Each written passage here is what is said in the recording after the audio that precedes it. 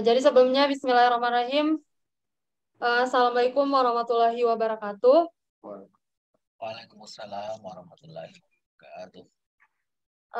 Hamdan dan syukran lama ba'd. Salam sejahtera bagi kita semua. Pertama-tama marilah kita panjatkan puja dan puji syukur atas kehadirat Allah Subhanahu wa taala karena atas berkat rahmatnya lah sehingga pada hari ini kita dapat berkumpul meskipun melalui Zoom meeting untuk mengadakan kegiatan diskusi dengan tema membeda eksistensi lima gender suku Bugis. Nah, jadi sebelumnya kita informasikan nih kepada kawan-kawan, acara ini diinisiasi oleh UKM 5 Wasila, di mana UKM 5 Wasila adalah media pers kampus UIN Alauddin Makassar. Nah, dalam waktu dekat ini, UKM kami akan menerbitkan tabloid edisi 118 yang di dalamnya yang di dalamnya satu rubrik membahas mengenai bisu atau lima gender dalam suku Bugis. Nah, sekaligus dalam diskusi ini merupakan salah satu pendalaman isu melalui kajian diskusi. Nah, seperti yang mungkin kawan-kawan tahu bahwa kita bahwa konstruksi masyarakat pada umumnya atau bahkan sejak kecil kita didikte bahwa gender hanya ada dua, yaitu laki-laki dan perempuan. Di mana feminim diidentikan dengan perempuan, maskulin diidentikan dengan laki-laki, sehingga hal itu secara tidak sadar membangun perundungan dan intoleransi ketika seseorang mencoba untuk mengekspresikan gendernya di luar dua hal yang telah saya sebutkan. Sementara uniknya di masyarakat Bugis kita kenal bahwa ada pembagian gender yaitu 5. Ada Makunrai, Orowane, Calabai, Calalai, dan satu yang paling unik di antara keempat ini adalah Bisu. Nah, pada hari ini kita akan membahas atau membeda eksistensi 5 gender ini bersama salah satu pemantik yang tak kalah kerennya yang kami hadirkan yaitu Kak Haji Saprila Syaril Al-Baikuni. Sekedar informasi, beliau merupakan Kepala Balitbang Agama Makassar sekaligus penulis buku Calabai. Mungkin untuk mengefisiensikan waktu sebelum kita beralih ke penanggap, saya serahkan dulu ke Kak KPP nih untuk memaparkan tentang bagaimana sih sebenarnya eksistensi lima gender di suku Bugis ini. Kepada beliau kami persilakan dengan hormat. Baik, Assalamualaikum warahmatullahi wabarakatuh, sahabat-sahabat semua, teman-teman semua yang saya hormati, anak-anak mahasiswa dari UKM Wasila ya, majalah yang cukup populer sebenarnya di UIN ya, sejak zaman IAIN gitu. Saya sih tidak pernah aktif, tapi Wasila ini salah satu lembaga PR mahasiswa yang cukup keren ya, sudah lama berdiri dan sampai saat ini berdiri. Pertama saya apresiasi dulu karena teman-teman masih ingin menjaga kewarasan dengan berdiskusi. Yang kedua saya mohon maaf, saya udah kasih tahu panitianya bahwa sebetulnya bukan sebenarnya saya tidak ingin memberitahu tapi nanti dibilangin bohong gini. Sebentar dulu saya ke Amerika gitu. Jadi agak ribet sebenarnya sore ini karena ada beberapa hal yang saya urus tapi kayaknya teman-teman butuh diskusi maka saya memberi waktu sekitar 15 menit dan setelah ini saya live ya karena ada hal yang saya harus kerjakan setelah ini. Pertama gini, penting dulu merapikan pikiran tentang pembedaan antara seks jenis kelamin, kemudian orientasi seksual dan gender itu penting supaya tidak kacau. Nah, jenis kelamin pada dasarnya cuma dua jenis kelamin itu, yang menonjol dan yang apa itu? Kalau cewek apa? Kalau laki-laki kan menonjol, cewek gimana itu? Mengembang gitu kan? Jadi yang laki-laki penis dan vagina begitu. Hanya dua sebenarnya tidak ada. Yang disebut cala bayi punya penis, yang disebut cala lai punya vagina begitu. Jadi jenis kelamin itu hanya dua, diciptakan Tuhan hanya dua. Memang ada beberapa orang yang terlahir dengan dua jenis kelamin gitu ya. Namanya khunsa gitu. Ya, ada dua jenis kelaminnya. Nanti ditentukan apakah dia laki-laki atau perempuan tergantung siapa jenis kelamin mananya yang aktif gitu. Nah, itu dulu pertama. Jadi secara umum seluruhnya yang disebut zakarun wa unsa itu cuma dua. Jadi jenis kelamin itu cuma dua. Zakarun wa unsa, laki-laki dan perempuan dalam konteks jenis kelamin. Nah, kita lanjut ke kolom kedua yaitu orientasi seksual. Nah, ini orientasi seksual tidak dua begitu. Laki-laki seharusnya kan menyukai perempuan. Itu namanya heteroseksual, laki-laki suka perempuan, perempuan suka laki-laki. Tetapi ternyata faktanya ada laki-laki yang menyukai laki-laki. Itu orientasi ya. Kemudian perempuan menyukai perempuan gitu. Jadi orientasi itu ada empat kategori besarnya. Laki-laki yang menyukai perempuan, perempuan yang menyukai laki-laki dua. Jadi orane lauri makunraye, makunrai lauri urane. Kemudian ada kategori apa namanya orientasi seksual oranye lauri urane, makunrai lauri makunraye begitu. Nah, nanti konstruksinya muncul itu calabai dan calalai yang disebut kemudian orane puji orane itu kemudian disebut dengan calabai atau orang-orang yang di dalam tubuhnya dia laki-laki tetapi orientasi orientasi seksualnya dan laki-laki karena itu juga kemudian dia mendefinisikan diri sebagai perempuan gitu ya. Dia merasa sebagai perempuan. Jadi ini soal orientasi. Tapi jenis kelaminnya tetap laki-laki, tetap tetap penis jenis kelaminnya. Nah, selanjutnya cara lain perempuan tetapi menyukai perempuan. Lalu kemudian dia mendefinisikan diri dia sebagai laki-laki. Nah, definisi sosial ini dalam masyarakat Bugis sudah ada sejak lama dan berjalan normal saja gitu. Artinya sejauh saya ketahui bahwa tidak ada penghakiman terhadap cala bayi, tidak ada penghakiman terhadap cala bayi. Tetapi juga tidak ada pembolehan terhadap orang untuk melakukan hubungan seksualitas sesama jenis. Jadi masyarakat Bugis juga tidak membenarkan dalam arti perilaku. Jadi teman-teman juga harus membedakan dalam orientasi dan perilaku ya. Orientasi itu pasif, sesuatu yang diberikan Tuhan secara apa namanya secara takdir. Jadi ketika ada di ruangan ini menyukai laki-laki, sebenarnya itu bukan keinginannya, itu keinginan batinnya, keinginan orientasinya. Nah, itu tidak ada yang bisa hukumi itu. Yang bisa dihukum adalah ketika dia mengekspresikan orientasinya. Karena itu ada larangan kan melakukan hubungan seksual dengan sesama jenis gitu. Karena itu kalau kita berkaca pada kisah kaumnya Nabi Lut, maka kita akan menemukan kenyataan bahwa yang dilaknat Tuhan adalah perilaku menyimpang dalam tanda petik masyarakat kaum Nabi Lut yang melakukan hubungan seksual atau pernikahan sesama jenis atau menyukai sesama jenis gitu. Jadi yang dihukumi adalah perilakunya. Sama kira-kira standarnya begini. Laki-laki dan perempuan normal, ya kita pakai bahasa itu meskipun bahasa itu sebenarnya kurang tepat. Laki-laki normal menyukai perempuan normal, itu tidak ada masalah. Tetapi laki-laki normal seusia kalian yang belum menikah, lalu kemudian melakukan persetubuhan dengan perempuan, itu salah gitu. Tidak ada pembenaran. Meskipun dalam secara budaya itu dibolehkan nanti setelah menikah gitu. Tetapi sebelum menikah, Anda tidak dilarang untuk mengekspresikan seksualitas Anda kepada lawan jenis gitu. Nah, kira-kira takarannya seperti itu bagi orang yang gay atau homo yang orientasi saja itu tidak ada yang bisa larang gitu. Jadi kalau teman-teman merasa bahwa orientasi itu menyimpang lalu kemudian ingin mengendalikannya, silakan lakukan healing terhadap orang-orang ini. Silakan mencoba untuk menyadarkan karena namanya orientasi. Nah, yang dilarang oleh agama kita adalah melakukan atau mengekspresikan orientasi itu menjadi praktik gitu. Jadi ketika orientasi menjadi praktik, maka di situ ada larangan begitu. Ketika keinginan seksual terhadap laki-laki benar-benar dipraktikkan dalam bentuk pacaran, berhubungan sesama jenis, sodomi dan sebagainya, itu yang dilarang, itu yang nggak boleh. Tetapi kalau sekadar menyukai, mencintai sesama jenis, lalu kemudian dia takarannya pasif dan dia tidak melakukan apa-apa, sebenarnya saya tidak berani mengatakan itu boleh, tetapi juga tidak ada satupun yang bisa melarang mengendalikan itu begitu. Karena cinta itu kan tersembunyi ya, sesuatu yang terlihat. Kecuali Anda mengekspresikan, misalnya, upuji kombo, itu ekspresi namanya. Itu ekspresi, itu nggak boleh. Tapi sekedar misalnya, saya gay misalnya, saya nih gay, suka laki-laki.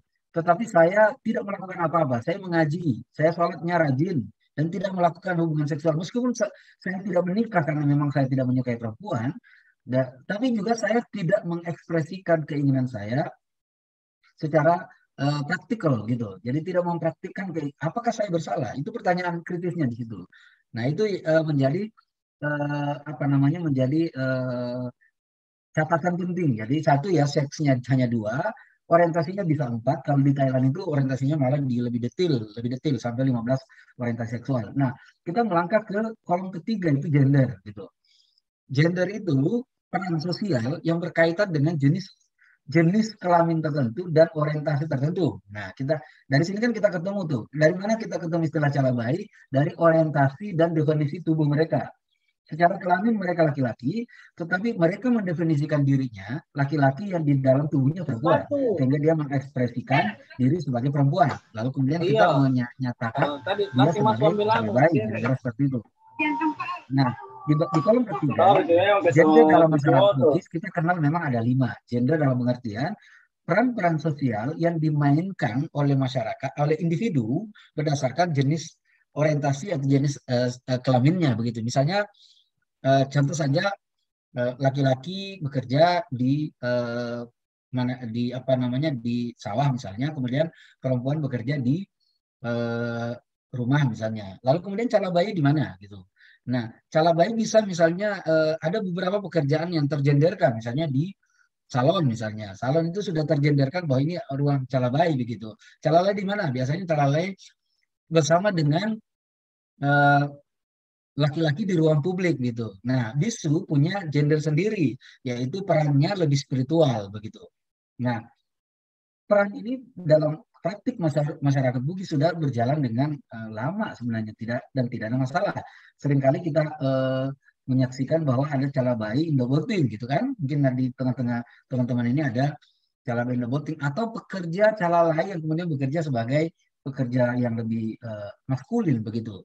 Nah, di dalam apa yang sedang ingin kita apa namanya letakkan?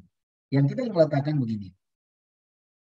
Gender atau peran-peran sosial itu terbagi secara kultural dan itu berubah-ubah secara sesuai dengan konteks masyarakatnya. Jadi peran sosial dan kultural itu sesuai konteks masyarakat. Jadi gender mengikuti peran sosial. Misalnya laki-laki dan perempuan dulunya mungkin terbagi itu peran-peran gendernya. Mungkin dulu di era sebelum mungkin nenek kakek saya mungkin tidak akan menyentuh dapur, tetapi saya merasa dapur itu bukan ruang laki-laki, dia adalah ruang bersama gitu.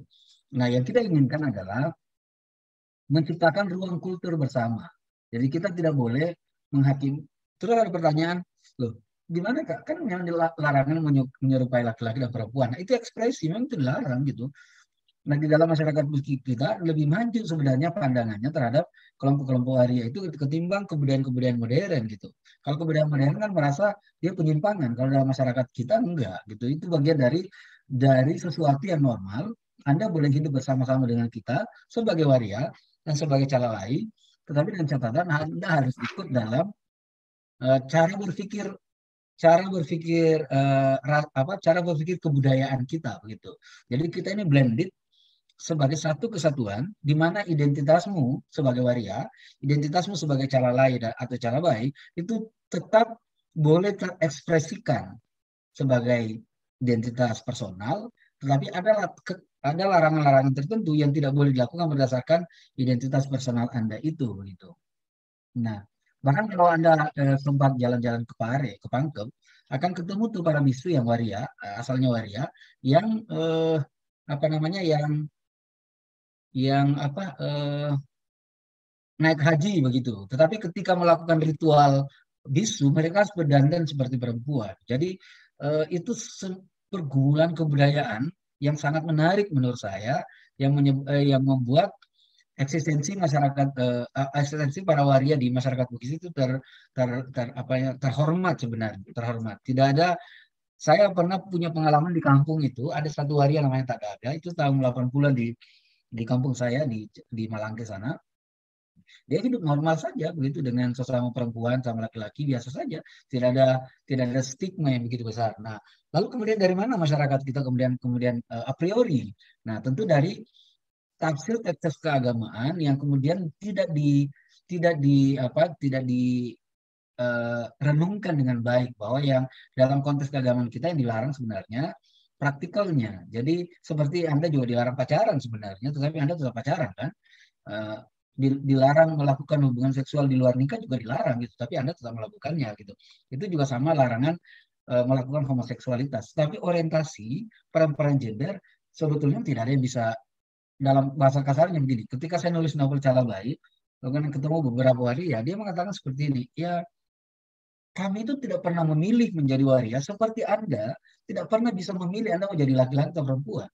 Anda dipilihkan begitu. Memang ada di antara kita ini sejak ada kontrak dengan Tuhan, ya Tuhan saya ingin keluar di dunia ini sebagai laki-laki. Enggak, kita ini dipilihkan begitu.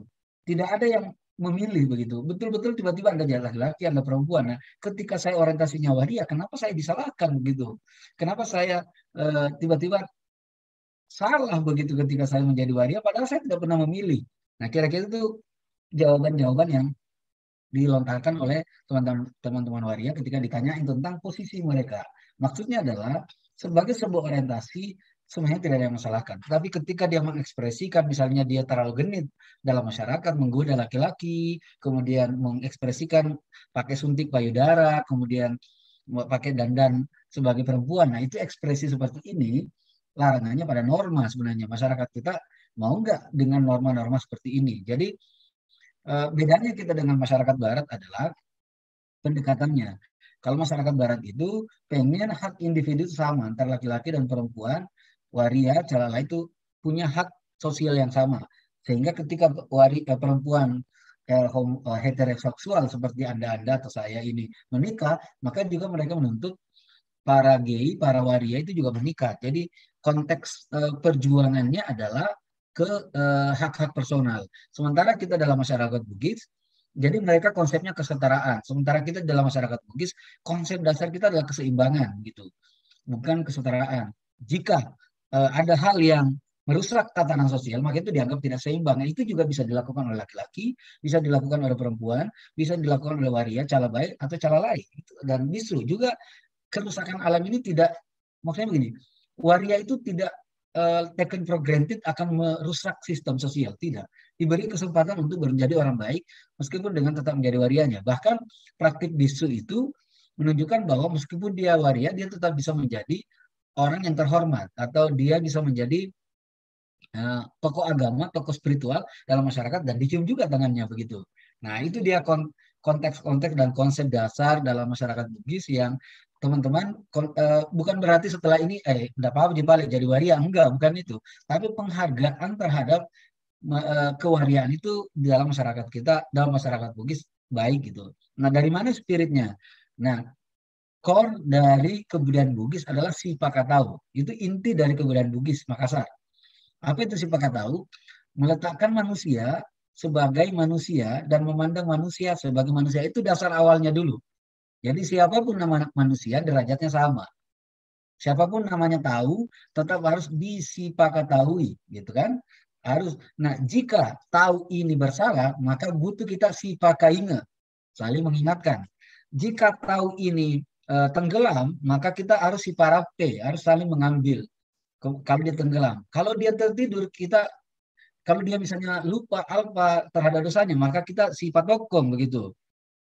Kalau dia miskin, kita harus sifat tuoi, kita harus saling menghidupi.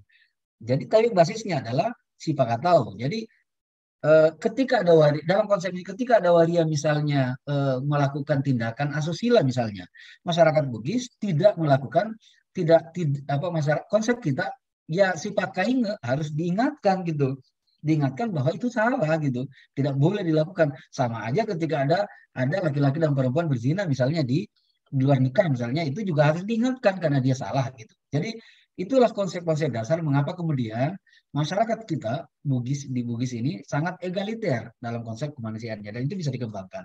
Oke, baik adik-adik semua ya, udah ini sudah 4:30 ya, 4:30 di situ ya. Saya cukupkan di sini. Mungkin kalau ingin diskusi lebih panjang, mungkin kita bisa diskusi di bulan Juni karena mungkin dalam 3 minggu ini saya agak repot untuk mau ini. Saya doakan ya supaya baik-baik perjalanannya karena sebentar subuh akan bertolak ke Amerika Serikat gitu. Ada undangan yang saya harus penuhi. Baik, makasih adik-adik semua. Terima kasih undangannya. Mohon maaf tidak bisa memenuhi hasrat teman-teman untuk berdiskusi panjang ya. Padahal saya sebenarnya pengen sih berdiskusi panjang. Cuma sayangnya waktunya aja tidak tepat ya. Kalau kemarin mungkin masih bisa gitu. Karena saya masih di Makassar kemarin. Oke, makasih ya Wasilah, teman-teman Wasilah.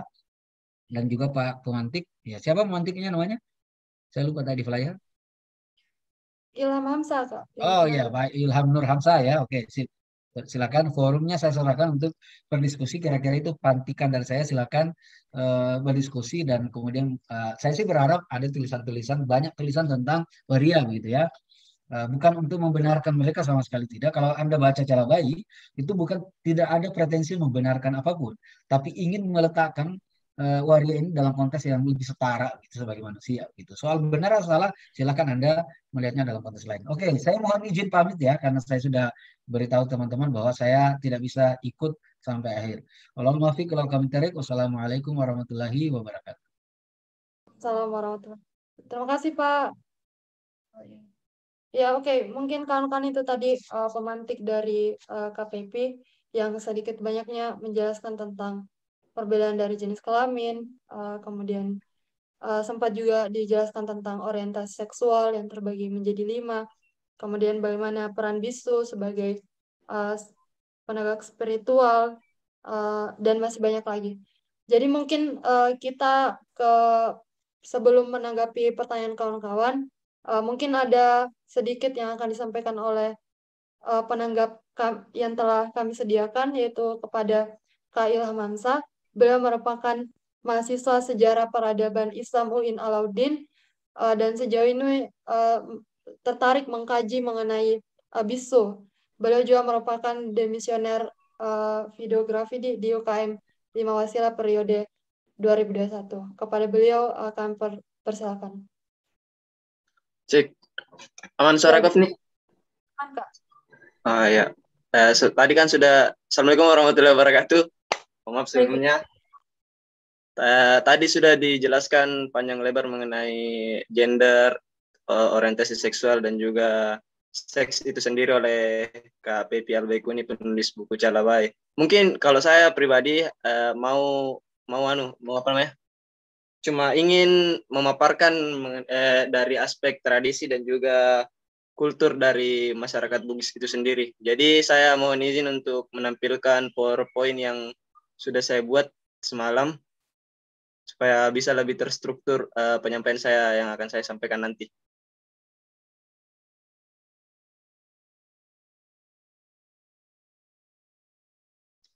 Kelihatan jika? Cek. Iya Kak, iya. Iya, Kak. Jadi kita mulai dari tradisi Atoriolong dan relasinya dengan gender pada masyarakat Bugis. Nah, kita mulai dari siapakah orang Bugis? Kalau sepengetahuan saya dari kajian literatur yang telah saya kaji selama ini, orang Bugis adalah salah satu dari berbagai suku bangsa yang ada di Asia Tenggara dengan populasi lebih dari 4 juta orang. Nah, data populasi ini saya temukan dari buku Christian Pelras yang berjudul Manusia Bugis. Mereka banyak mendiami bagian barat daya Pulau Sulawesi atau yang kita kenal sekarang dengan Provinsi Sulawesi Selatan. Mereka tergolong ke dalam rumpun keluarga besar Austronesia. Bugis adalah suku yang tergolong ke dalam suku-suku Deutero Melayu atau Melayu Muda yang bermigrasi dari Asia Tengah, tepatnya dari Yunan sekitar tahun 500 sebelum Masehi. Nah, kita mulai dari akar kata Bugis. Kata Bugis berasal dari kata Tougi yang berarti orang Bugis, atau penamaan Ugi merujuk kepada raja pertama kerajaan Cina yang terdapat di Pamana, Kabupaten Wajo yang sekarang, yaitu Lhasa Tumpugi. Ketika Lhasa Tumpugi menamakan dirinya, mereka merujuk pada raja mereka. Ketika rakyat Lhasa Tumpugi menamakan dirinya, mereka merujuk kepada raja mereka yang berarti Tougi atau orang-orang yang mengikuti Lhasa Tumpugi. Kalau teman-teman pernah mendengar atau membaca epos Ilagaligo, pasti teman-teman akan pernah mendengar kata Cina dalam literaturnya epos Ilagaligo. Nah, raja Cina yang pertama dituliskan dalam epos Ilagaligo adalah Lhasa Tumpugi ini sendiri, yang kemudian menikahkan anaknya Wicudai dengan Saweri Gading. Oke, kita masuk ke konsepsi kepercayaan masyarakat Bugis kuno.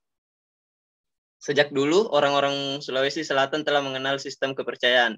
Inti dari konsep-konsep kepercayaan tentang dewa tertinggi atau yang disebut Topalan Roe. Konsep dewa tertinggi ini adalah sisa-sisa kepercayaan periode zaman La Galigo. Zaman pemerintahan Raja-Raja Bugis kuno, kepercayaan ini juga disebut Atoriolong. Nah, kepercayaan ini secara harfiah berarti tata cara leluhur kuno. Jadi kalau mungkin di daerah lain kita mengenal kalau di Toraja itu Aluk Todolo, kalau di Sidrap khususnya di daerah Amparita itu kita mengenal yang namanya Tolotang. Jadi itu semua termasuk ke dalam konsep-konsep kepercayaan orang dulu. Kalau yang dalam Bugis dikenal dengan nama Atoriolong. Kalau peranata-peranatanya sendiri, sistem kepercayaan Atoriolong dapat dilihat dari berbagai aspek yang meliputi kehidupan duniawi atau atuongang lino, kehidupan akhirat atau asori monri atau pamaserang, penyakit dan kematian, lasa na amateng, para dewa-dewa atau dewa tae, makhluk halus atau tauten rita, para leluhur atau taurioloe, keramat dan sakti, atau makerra, jimat, siwa naulau, dan persembahan mas sompah. Nah, kita masuk ke dalam klasifikasi gender dalam masyarakat Bugis. Tadi sudah dijelaskan oleh Kak PBL Baikuni mengenai beberapa gender yang ada di masyarakat Bugis. Yang pertama adalah orane atau laki-laki, makunrai atau perempuan, calabai yang laki-laki yang menyerupai perempuan, calalai perempuan yang menyerupai laki-laki, dan yang terakhir adalah bisua, gabungan dari 4 gender ini ya, atau yang biasa kita sebut dengan, biasa orang Bugis sebut dengan manusia suci, yang digunakan sebagai pendeta untuk peribadatan mereka. Nah, kita masuk ke, langsung saja kita ke calabai. Berbagai macam kata digunakan untuk mengidentifikasikan para lelaki yang berlaku seperti layaknya seorang wanita. Di Indonesia sendiri kita sering mengenal yang namanya banci, bencong, waria, atau wadam. Khusus untuk masyarakat Bugis, mereka menyebut para waria ini dengan sebutan calabai, yang berasal dari kata salabai atau salabaine, yang bermakna bukan perempuan atau perempuan salah-salangan, apa perempuan yang tidak jadi perempuan, gitu. Selanjutnya adalah klasifikasi calabai. Nah, di dalam calabai sendiri itu ada beberapa klasifikasinya atau ada beberapa tingkatannya. Yang pertama adalah calabai tungkak nalino. Nah, kalau calabai ini adalah calabai yang paling berpeluang untuk menjadi bisu di kemudian hari. Yang kedua adalah pacalabai atau calabai yang masih bertindak sebagai laki-laki dan dia kadang juga bertindak sebagai perempuan. Kalau dalam bukunya Kak Halilintar Latif, seorang dosen UNM yang mengkaji tentang bisu, pacalabai ini kalau orang-orang Pangkep itu biasa disebut ABCD atau maju kena mundur kena, karena pacalabai ini adalah kategori yang kadang melakukan kegiatan seksual dengan laki-laki, kadang juga dengan perempuan. Makanya itu dia disebut dengan pacalabai. Nah, yang ketiga adalah calabai kedokedonami.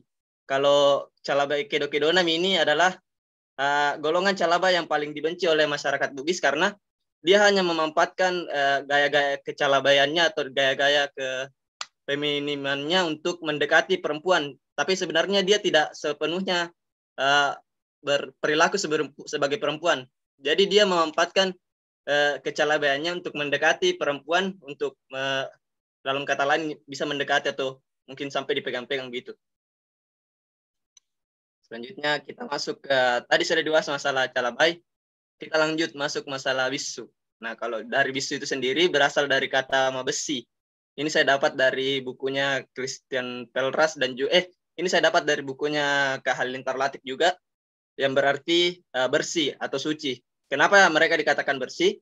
Karena mereka terhindar dari hal-hal yang kotor seperti kegiatan seksual, haid, tidak kotor, dan mohon maaf kalau orang-orang Bugis itu memandang payudara sebagai hal yang kotor. Jadi mereka dikatakan tidak kotor karena tidak memiliki payudara. Persyaratan menjadi bisu. Nah, tadi kita sudah membahas masalah bisu. Sekarang kita membahas mengenai apa sih syarat-syarat untuk seorang calabai itu menjadi bisu. Nah, rata-rata yang menjadi bisu adalah kemudian golongan dari calabai. Dan yang sudah tadi saya jelaskan adalah yang paling sering itu yang terangkat untuk menjadi bisu adalah golongan Calabai Tungkana Lino atau golongan yang pertama tadi. Nah, untuk syarat-syarat untuk menjadi seorang bisu sendiri, yang pertama itu mampu mematuhi segala peraturan yang ada dalam bisu dan juga konsepsi masyarakat Bugis. Dan yang kedua, mengabdi kepada Arajang. Kalau Arajang ini sendiri adalah pusaka kerajaan yang terdapat pada setiap kerajaan Bugis yang ada di Sulawesi Selatan. Kayak kalau di Pangkep itu banyak Arajangnya, kayak ada keris, itu kayak pusaka-pusaka kerajaan. Ada keris, ada juga kayak alat pembajak sawah pada zaman dulu yang terbuat dari kayu. Ada juga semacam batu yang digunakan untuk cobek-cobek. Nah, itu semua disebut Arajang. Kalau masyarakat Bugis sendiri memahami Arajang ini bukan sebuah yang diciptakan oleh manusia, tetapi turun langsung dari langit yang diberikan langsung kepada pemimpin kerajaan. Nah, disinilah fungsinya bisu untuk menjaga atau mengabdi kepada Arajang itu, karena ketika sebuah kerajaan Bugis telah kehilangan Arajangnya, mereka percaya bahwa kerajaan itu tidak lama lagi umurnya, jadi tidak lama lagi itu kerajaan akan hancur. Jadi tugasnya bisu adalah memuliakan Arajang itu sendiri. Yang ketiga adalah pelayan Puang Matua atau Puang Malolo. Untuk teman-teman yang pernah membaca bukunya Kak PPL Baikuni, pasti dijelaskan dalam bukunya itu mengenai strata sosial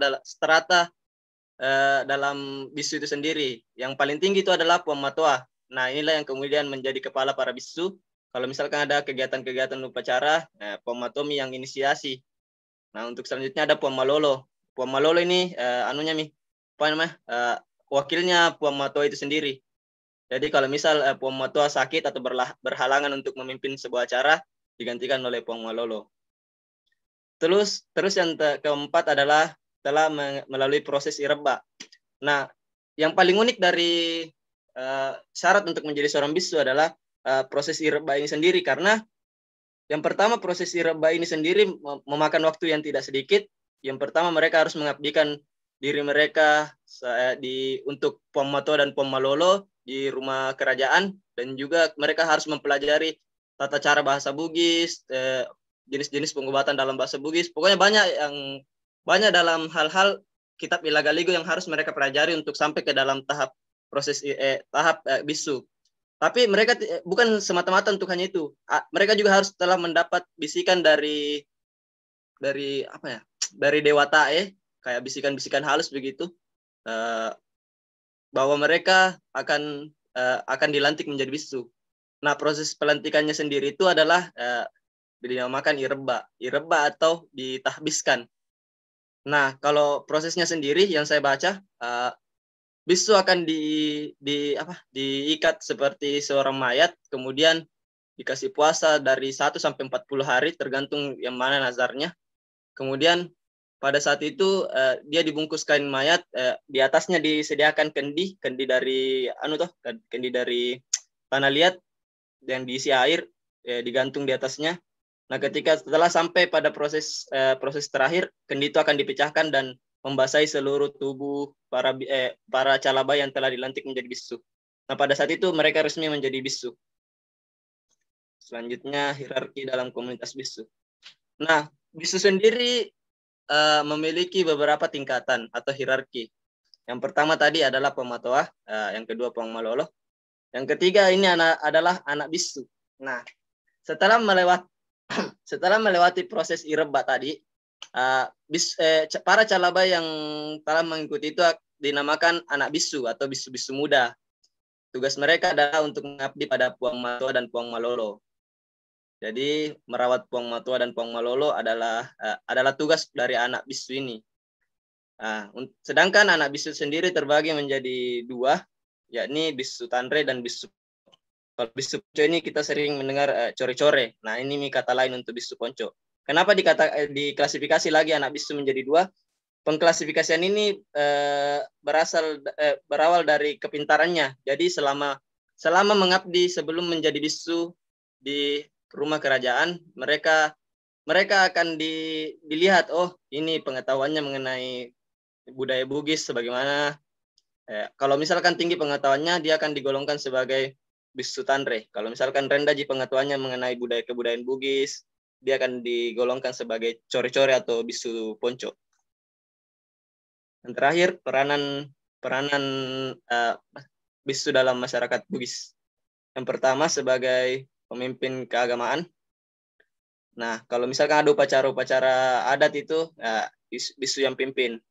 Kalau misal ada lagi persembahan kepada Dewa Tae atau Puang dalam tradisi Bugis, itu semua bisu yang pimpin. Yang kedua, tadi sudah dijelaskan mengenai penjaga dan pelayan Rajang. Nah, yang ketiga, penasihat raja. Ada satu teori yang saya dapatkan mengenai bisu itu sendiri dalam bukunya Halilintar Latif mengenai bisu. Dalam kitab Epos Ilagaligo, ketika Batara Guru diturunkan dari langit untuk sampai ke bumi, mereka itu Puang menurunkan bersama mereka bisu. Nah, bisu ini peranannya adalah sebagai penasihatnya Batara Guru selama di menjalankan kewajibannya di muka bumi ini. Selain sebagai penasihat, mereka juga sebagai penghibur dari Batara Guru. Bukan penghibur dalam artian penghibur seksual, cuman mereka kalau misalkan Batara Guru sedang merasakan kesepian atau merasakan kebosanan dalam kerajaannya, bisu kadang bertindak sebagai penari. Nah, tarian bisu inilah yang kemudian sangat terkenal, yang kita kenal dengan nama tarian Magiri atau menusuk-nusukkan keris ke dalam badan. Yang keempat adalah sebagai dukun atau sandro. Nah, bisu sendiri kerap dikenal sebagai sandro. Kadang kalau masyarakat Bugis, khususnya di daerah Pangkep, kalau tidak salah sekarang masih banyak tradisi-tradisi begini. Kalau orang-orang sakit itu tidak langsung dibawa ke rumah sakit dulu. Apalagi daerah Sigeri. Mereka biasanya akan membawa keluarga mereka yang sakit ke rumah Bola Rajang dulu. Raja, baru di sana mereka diobati secara spiritual oleh bisu. Dan terakhir, pemimpin upacara tradisional. Nah, kalau di suku Bugis itu kan kadang ada upacara-upacara yang harus dipimpin memang oleh seorang tokoh agama. Nah, bisu perannya seperti ini, memimpin upacara. Kalau misal kayak kita memindahkan rumah atau mapalete bola, atau upacara kayak upacara tanam di khususnya daerah Segiri ada namanya upacara tanam atau mapalili. Biasanya peran bisu akan sangat berperan pada upacara-upacara seperti ini. Selanjutnya mana? Nah, ini yang kemudian menjadi sangat krusial bagi bisu itu sendiri adalah eksistensi mereka. Kalau sejarah mencatat eksistensi bisu pada tiap periodenya yang ada di dunia ini mengalami kemunduran tiap tahun, tiap periode. Apalagi semenjak datangnya Islam dan dianut oleh sebagian besar masyarakat Sulawesi Selatan.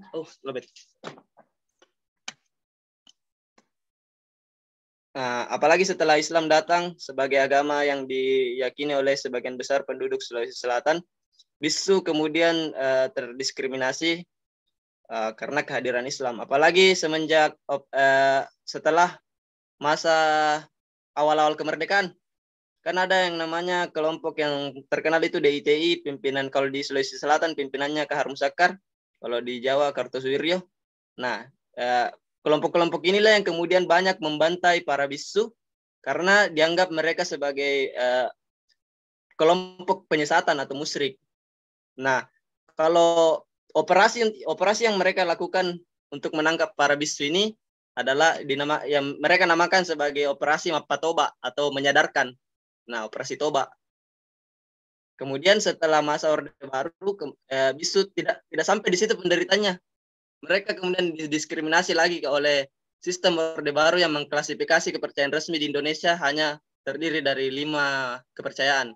Nah, di masa pasca reformasi ini bisu banyak yang tinggalkan itu bola Rajang karena tidak mendapat suplai dari pemerintah, karena dulu pada saat zaman kerajaan setiap hasil panen itu ada yang diberikan kepada bisu untuk dikelolanya sendiri. Di situ yang mereka gunakan untuk makan, segala macam. Nah, pada masa Orde Baru, bisu banyak juga yang dibantai karena dianggap sebagai kepercayaan yang tidak bersumber kepada agama resmi yang dianut oleh oleh pemerintahan Orde Baru. Oke, itu saja mungkin kalau misalnya ada pertanyaan, karena saya di sini sebagai mungkin bukan saja sebagai pemantik, karena kita kan berdiskusi di sini. Jadi kalau misalnya ada pertanyaan yang nanti saya tahu, saya akan jawab. Tapi kalau kemudian tidak saya tahu atau dengan keterbatasan pengetahuan yang saya miliki, karena pengetahuan saya terkait dengan dunia Bugis dan juga kebisuan ini hanya berasal dari hobi-hobi yang suka baca sejarah begitu. Jarang belum pernah untuk teliti langsung mengenai bisu, bahkan untuk ketemu langsung dengan bisu belum pernah. Tapi ya berbekal dari hobi mencintai tradisi sendiri, saya kemudian banyak membaca mengenai bisu yang kemudian ini yang saya paparkan pada hari ini. Jadi saya kembalikan kepada moderator. Baik, terima kasih Kak Ilham atas pemaparannya. Jadi tadi sudah dipaparkan mengenai klasifikasi gender di suku Bugis, kemudian dijelaskan pula mengenai calabai, apa itu calalai, dan bisu yang juga tak kalah menarik. Kemudian ada juga syarat-syarat menjadi bisu dan hierarkinya. Terus bagaimana peran bisu dalam masyarakat Bugis. Mungkin kawan-kawan sempat ada yang ingin dipertanyakan. Bisa melalui kolom chat atau dipertanyakan secara langsung dengan aktifkan mikrofonnya. Ya mungkin ada dari kawan-kawan.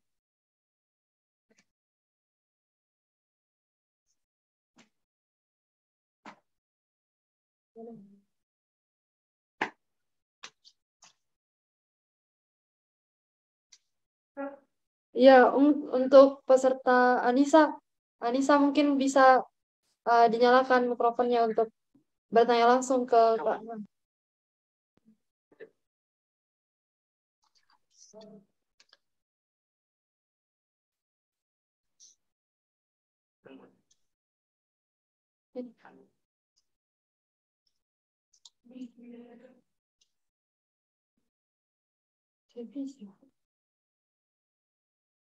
Oh, bisa.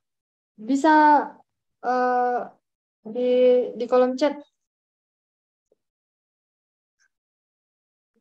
Mungkin kawan-kawan juga bisa bertanya di kolom chat. Kalau ada yang ingin bertanya langsung, silakan aktifkan fitur mikrofonnya. Ya, silakan bisa untuk ditulis.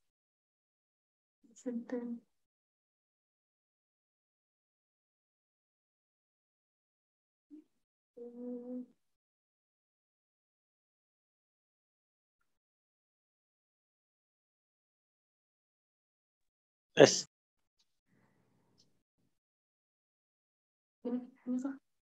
Iya.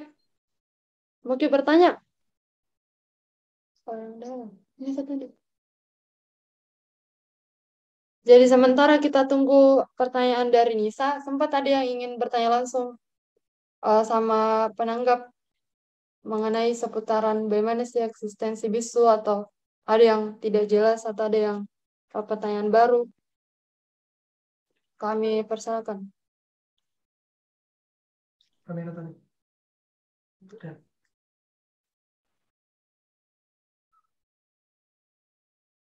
Padahal pertanyaannya reporter magang yang saya tunggu ini karena mereka yang akan butuh sekali nanti. Iya, udah bergabung kayaknya deh Kak. Iya, jadi sekalian informasi kawan-kawan, diskusi ini hadir sebagai pendalaman isu karena di Wasira itu sedang penggarapan tabloid edisi 118 dan dalam salah satu rubriknya itu kami membahas tentang bisu. Jadi ditunggu ya tulisannya. Ya mungkin Anissa. Atau saya Kak, ada tadi. Oh ada minta. Ini Kak, saya bacakan. Assalamualaikum Kak. Tadi kan dibahas tentang masalah orientasi seks bisu. Nah, pertanyaan saya, bagaimana korelasi antara kehidupan seksual dan kehidupan sosial bisu? Terima kasih.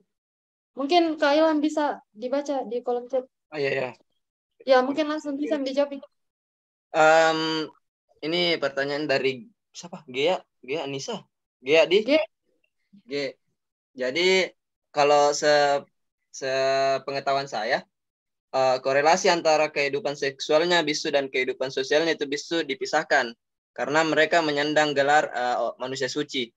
Jadi dalam tatanan kehidupan bisu, setelah dilantik jadi bisu, mereka sudah harus meninggalkan kehidupan duniawi mereka, di mana kehidupan duniawi itu mencakup ke seksualitas, gaya hidup, dan lain-lain. Mereka sudah harus meninggalkan itu sebelum dilantik menjadi bisu. Karena tidak mungkin seorang calabai mendapat bisikan dari yang mereka sebut dewa tae kalau mereka masih memiliki di dalam hatinya itu sifat-sifat keduniawian. Jadi mereka itu tadi sebelum dilantik menjadi bisu sudah pasti kayaknya mereka itu meninggalkan kehidupan keduniawian mereka. Terus kalau pertanyaannya korelasinya dengan kehidupan seksual. Nah, itu tadi yang jadi bahan permasalahan pada saat sesinya Kak Baikun itu. Karena kan bisu ini adalah sebenarnya calabaiji yang kemudian disucikan atau diambivalensikan.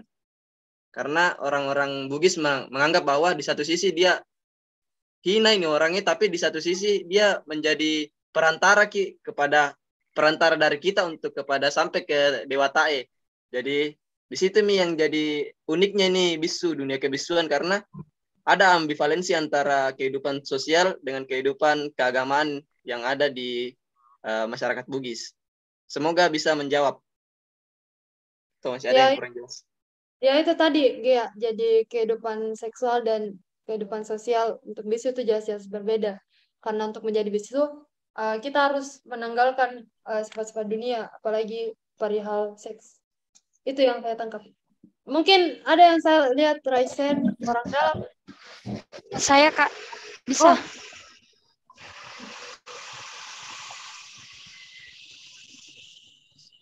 Ada suara Kak? Ada bagus gini Kak? Iya, jelas-jelas bisa. Oh iya Kak. Baik, terima kasih saya ucapkan kepada moderator. Langsung saja ke inti pertanyaannya. Melihat daripada pengesahan RUU TPKS ataupun pembaruannya, itu ada penolakan LGBT di negara kita, di negara Indonesia. Di mana LGBT ini kan bisa kita kategorikan juga itu calabai itu adalah LGBT. Nah, pertanyaannya bagaimana pendapat atau pandangan penanggap tentang hal tersebut yang dimana bisa dikatakan Indonesia menolaklah LGBT itu. Terima kasih. Yes. Oke. Ya, mungkin langsung ke Kak Ilham. Oke, terima kasih atas pertanyaannya dari Anissa. Kan ini merujuk kepada pertanyaan individual toh, bagaimana penanggap menanggapi terkait RUU TPKS dan juga isu-isu yang sementara ini sudah booming di Indonesia mengenai LGBT, apalagi semenjak Ragil diundang ke podcastnya Om Botak, Om Deddy. Nah, kalau saya memposisikan diri saya sebagai orang yang cintakan sejarah, cintakan budaya. Jadi saya akan terus mencintai budaya karena saya tidak bisa menyampaikan bahwa bisu atau dunia LGBT itu salah, dunia kebisuan itu salah, karena saya pribadi bukan tokoh agama toh. Maksudnya biar mengaji saja. Atau biar mengaji saja, maksudnya tidak terlalu bagaimana. Tiba-tiba saya mau komentari hal-hal yang kalau misal dikomentari itu akan jadi panjang lagi hukum dalam syariat Islamnya. Jadi saya memilih untuk tidak terlalu ke dalam situ, tidak terlalu masuk ke dalam keislamannya, karena ya itu tadi, saya bukan tokoh agama, saya tidak paham mengenai hukum-hukum syariat Islam. Saya juga tidak terlalu paham mengenai bagaimana Islam memandang LGBT ini, tapi saya selalu memposisikan diri saya sebagai orang yang cinta akan kebudayaannya sendiri. Kebetulan saya berasal dari keluarga Bugis, ibu saya suku Bugis. Jadi saya berusaha untuk mencintai itu. Makanya kemudian kalau dikatakan apakah saya membenci bisu? Dalam masyarakat Bugis kita tidak pernah membenci hal yang lain seperti yang dijelaskan tadi oleh Kak Pepi toh. Kita hanya membenci perilakunya. Kalau misal ada calabai yang kemudian bercalabai tapi dirinya sendiri yang narugikan, tidak apa-apa Ji. Tidak harus musuhi. Tapi ketika calabai itu datang ke rumah kita bawa bensin terus nabakar rumah tak itu ya wajar itu kalau misal dihakimi. Kita tidak menghakimi gendernya, kita menghakimi perilakunya. Nah, itu yang kemudian saya tangkap sebagai pendapat saya pribadi. Ya. Terima kasih.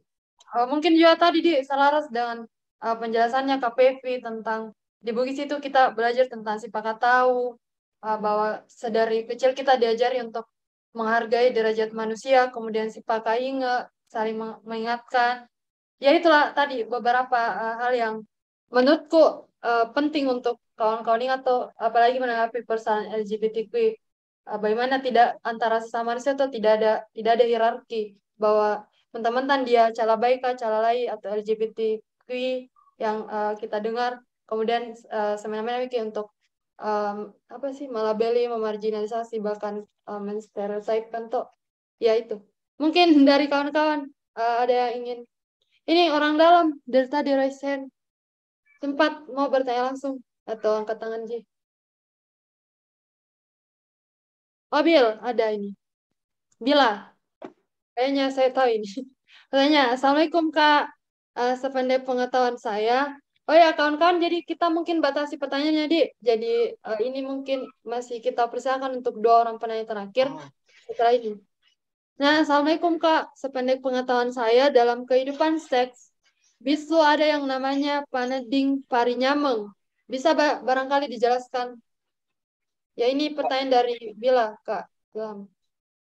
Tentang bagaimana kehidupan seks dari bisu. Kalau cek kedengaran jika karena hujan di sini. Iya, kedengaran Kak, jelas-jelas. Ya.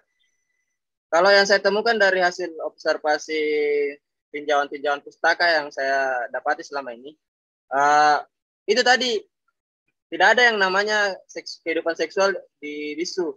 Kalaupun ada yang namanya panending parinyameng ini diasosiasikan sebagai bagaimana cara bisu untuk mengelola tata masyarakat di sana. Contoh, kalau di dalam dunia kebisuan itu ada yang namanya apa tadi?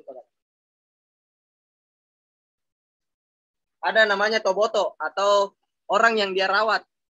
Nah, toboto ini biasanya adalah seorang laki-laki, seorang anak laki-laki yang kehidupannya tidak terlalu terjamin oleh keluarga, kemudian dirawat oleh bisu. Nah, kadang-kadang orang mengasosiasikan orang yang merawat bisu ini sebagai orang pemuas hasrat seksualnya di bisu tuh. Nah, padahal ini adalah orang yang dirawat bisu itu sendiri karena bisu punya tanggung jawab untuk mensejahterakan sekitarnya. Jadi rata-rata itu bisu punya toboto. Toboto itu sendiri adalah orang yang mereka rawat dan pada akhirnya bisu harus menanggung semua biaya pernikahan toboto itu. Jadi biasanya kalau misalkan ada toboto yang telah lama sama bisu, kemudian mereka mau menikah, bisu yang tanggung semua itu biaya pernikahannya, apanya. Bisu juga yang carikan di jodoh biasanya, carikan di pasangan. Nah itu fungsinya bisu. Sedangkan toboto sendiri bertugas untuk melayani bisu, melayani keperluannya. Misal ada keperluannya bisu diantar ke pasar, atau ada keperluannya bisu untuk hal-hal yang sifatnya harus di orang yang maskulin memang atau orang yang kuat gitu. Karena bisu kan tidak punya gender, kalau dalam masyarakat Bugis menyatakan tidak punya gender. Nah di situ nih perannya toboto. Toboto sebagai pembantu bisu dalam artian orang yang laki-laki tulen yang membantu bisu. Beda tadi kasusnya dengan anak bisu karena mereka adalah golongan calabai. Terima kasih. Oke Kak, mungkin jelas Midi untuk bilang atau kalau ada yang ingin menanggapi atau menambahkan pernyataan penanggap, kami persilakan karena kembali lagi diskusi ini kami buka untuk sama-sama bagaimana nih kawan-kawan kita berinteraksi begitu. Mungkin Kak Aldi yang sedari tadi raise hand, bisa mungkin dinyalakan yang tadi. Terima kasih atas pertanyaannya. Jadi pertanyaan saya, apakah bisu ini mirip dengan gender seksual yang ada di Jepang yaitu akashu? Dan pertanyaan selanjutnya, apakah jika bisu ini ke toilet umum, bisu ini harus memilih toilet yang pria atau perempuan? Karena secara gender seksual, bisu ini menyerupai perempuan, tetapi secara kodratnya, jenis kelamin bisu ini adalah laki-laki. Jadi bisu ini harus memilih toilet yang mana, Kak? Terima kasih. Oke. Terima kasih, Aldi. Ya, kami persilakan, Kak. Mungkin dari kehidupan sehari-hari bisu nih, Kak.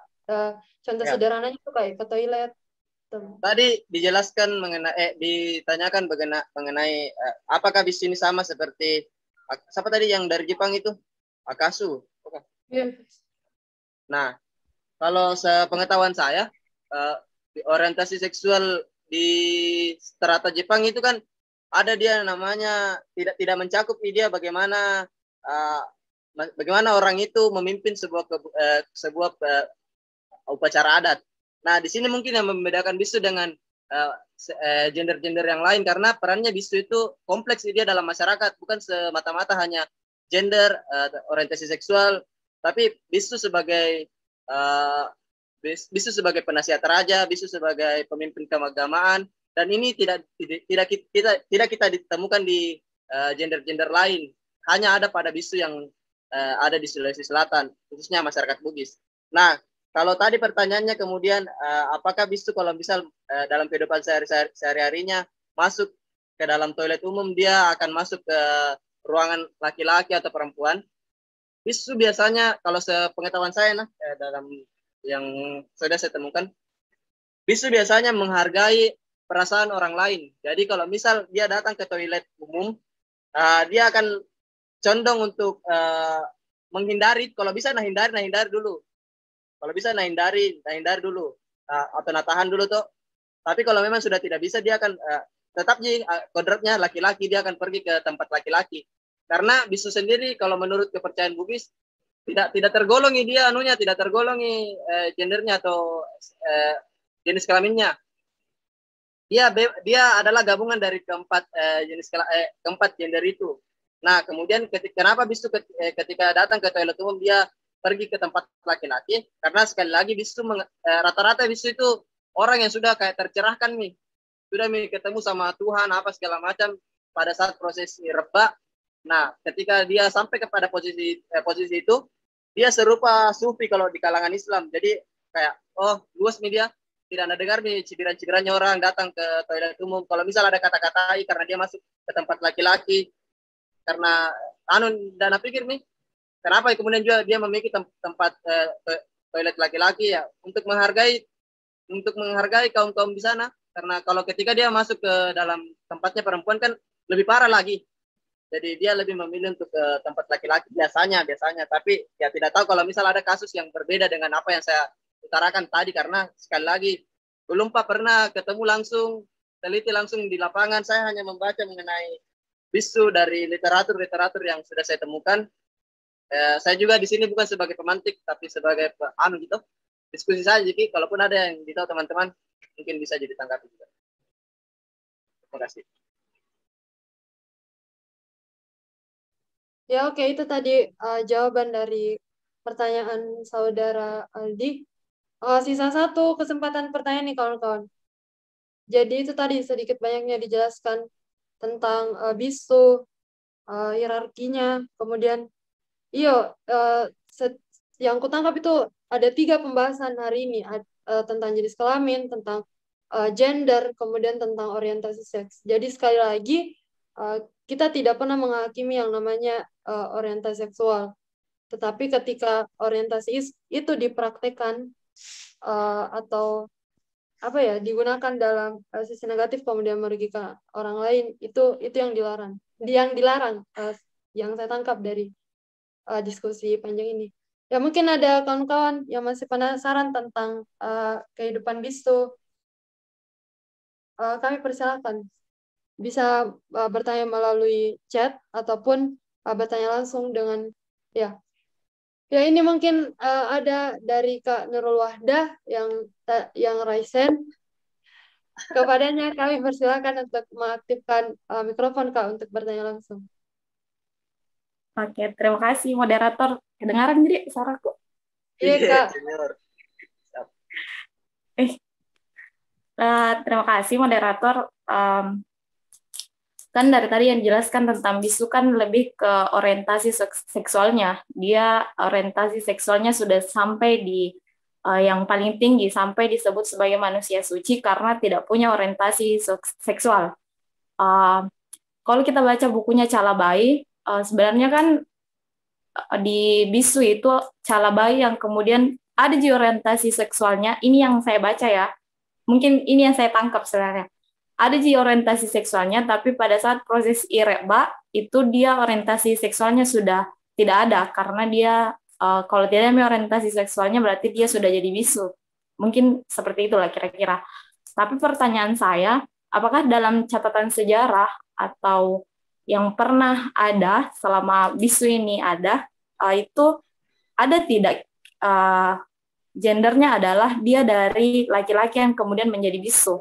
Laki-laki yang kemudian orientasi seksualnya diupayakan untuk tidak ada, kemudian diangkat menjadi bisu. Ataukah memang salah satu syarat untuk menjadi bisu adalah calabai yang tidak punya orientasi seksual?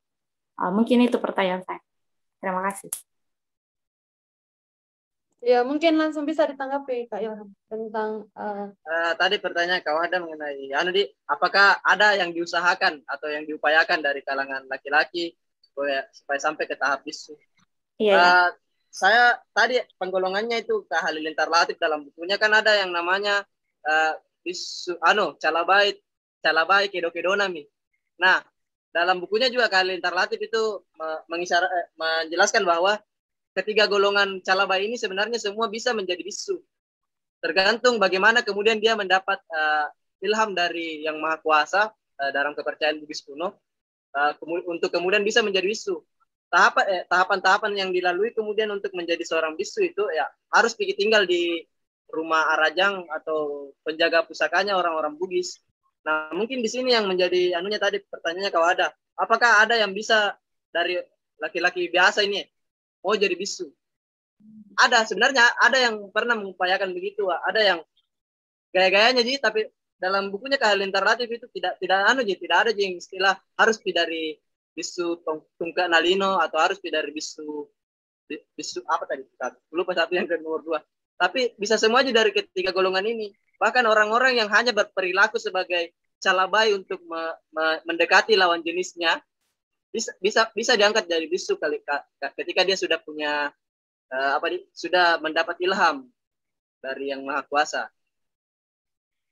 Tapi kalau misal pertanyaannya kemudian apakah ada kasus di mana seorang bisu itu kemudian mengikuti hasrat seksualnya ketika dia telah dilantik menjadi bisu?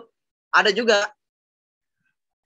Menurut catatan Christian Fellers dalam bukunya Manusia Bugis, dia mencatat bahwa hukuman bagi seorang bisu yang kedapatan berhubungan seksual dengan lawan jenis atau sesama jenisnya, dia akan dihukum oleh kerajaan direbus dalam minyak panas yang paling mendidih.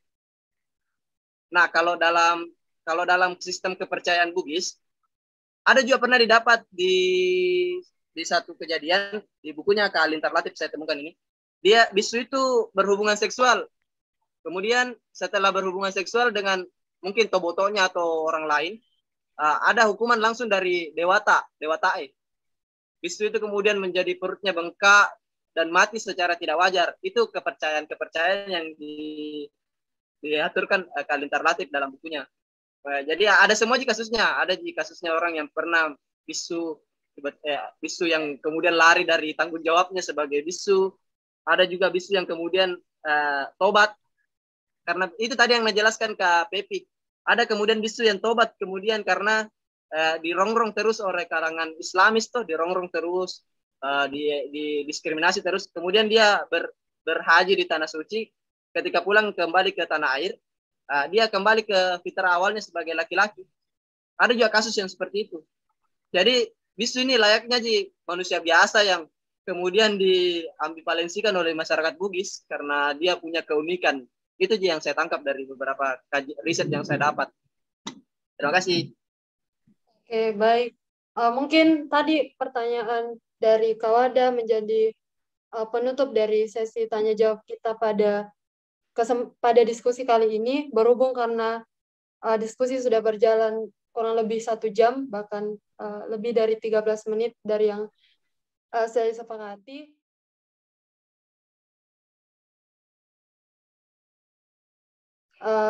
kami ucapkan terima kasih kepada kawan-kawan yang sempat bergabung dan aktif bertanya, terlebih kepada pemantik dan penanggap. Jadi Kaila mungkin ada closing statement untuk untuk diskusi kali ini mengenai bagaimana eksistensi bisu atau kaitannya dengan gender dan seks. Kami persilakan closing statement. Terima kasih. Terakhir kata-kata dari saya adalah kita sebagai masyarakat yang berbudaya adalah masyarakat yang menjunjung tinggi tradisi dan kebudayaan kita. Di mana bumi dipijak, di situ langit dijunjung. Dalam masyarakat Bugis tidak ada yang namanya patrilinear atau matrilinear. Kita semua semua dapat kelasnya dalam masyarakat Bugis. Walaupun kau keturunan Bugis dari bapakmu, keturunan Bugis dari mamamu, tetap kau dikatakan orang Bugis karena orang Bugis itu menjunjung tinggi yang namanya hubungan bilateral. Jadi berbanggalah atas setiap suku yang kau dapati dalam hidupmu, berbanggalah atas setiap tradisimu, dan yang terpenting jangan hina orang lain ketika mereka berbeda dari kau. Terima kasih. Ya, terima kasih sekali lagi kawan-kawan.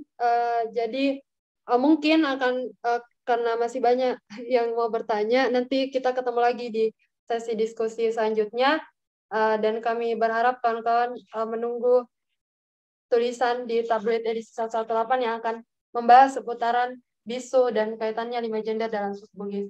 Ya, mungkin teman-teman bisa live dari room. Terima kasih sekali lagi kawan-kawan, selamat beristirahat dan menjalankan aktivitasnya. Wassalamualaikum warahmatullahi wabarakatuh. Waalaikumsalam. Waalaikumsalam.